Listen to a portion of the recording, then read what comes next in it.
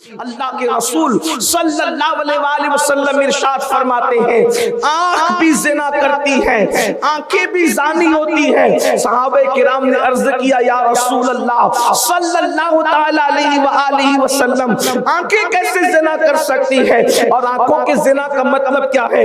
تو اللہ کے حبیب صلی اللہ علیہ وآلہ وسلم ارشاد فرماتے ہیں کہ جب انسان نامحرم عورتوں کو غلط نیت کے ساتھ تکتا ہے تو یہ آنکھوں کا زنا ہے۔ اور اللہ کے حبیب صلی اللہ علیہ وآلہ وسلم ارشاد فرماتے ہیں کہ جو آنکھیں کسی اجنبی عورت کو تکتی ہے اور غلط نیت سے تکتی ہے اور پاپ کی نیت سے تکتی ہے، قیامت کے دن ان آنکھوں کے اندر آگ کی سلاخیں ڈالی جائے گی، ان کو آگ کا سرما پہنایا جائے گا۔ اللہ اکبر۔ میرے پیارے آقا صلی اللہ علیہ وآلہ وسلم کے پیارے دیوانوں، اندازہ فرمائیں آج ہم اپنی آنکھوں کو کہاں استعمال کرتے ہیں؟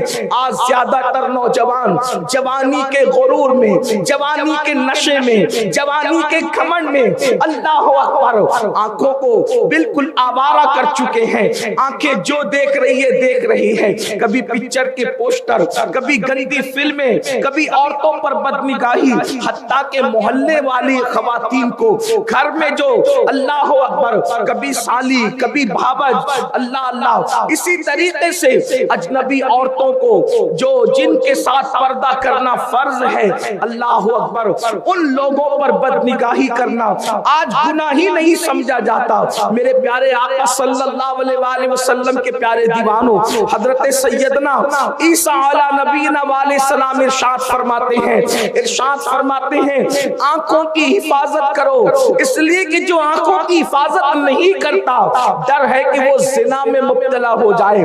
اکثر لوگ زنا کے راستے پر آنکھوں ہی کی وجہ سے چل کر کے جاتے ہیں، یعنی پہلے آنکھیں بہکتی ہے انسان کی، پہلے آنکھیں بہکتی ہے، اس کے بعد اس کا دل بہکتا ہے، اور پھر سطر اس دل کے غلط خیال کی ترجمانی کرتا نظر آتا ہے۔ امام اہل سنت سیدی اعلیٰ حضرت امام احمد رضا خان محدث بریلوی رحمت اللہ تعالی علیہ کے بچپن کا واقعہ ہے۔ 4 یا 5 سال کی عمر رہی ہوگی، لمبا سا کرتا پہنا تھا اور فاحشہ عورتیں محلے سے گزر رہی تھی، آپ نے کرتا اٹھا کر کے چہرے پہ ڈال لیا۔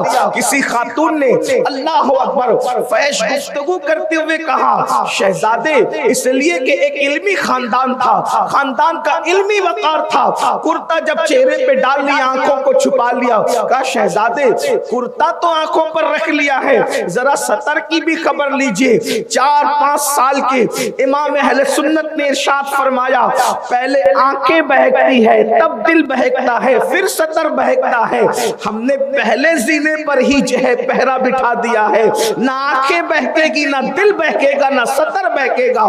اس طرح سے جو انسان اپنی آنکھوں پہ کنٹرول کر لیتا ہے، اللہ اکبر، وہ بدی اور بدکاری سے محفوظ ہو جاتا ہے۔